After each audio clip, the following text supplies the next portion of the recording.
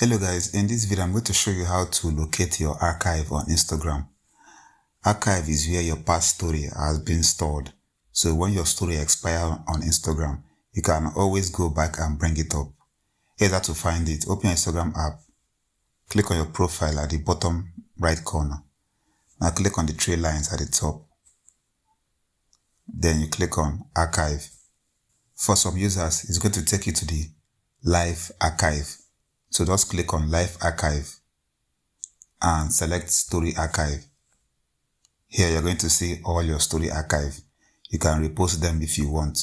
If you want to go back in time, you can click the calendar icon and select the particular date you want to check the archives. So that's how you find your story archive on Instagram.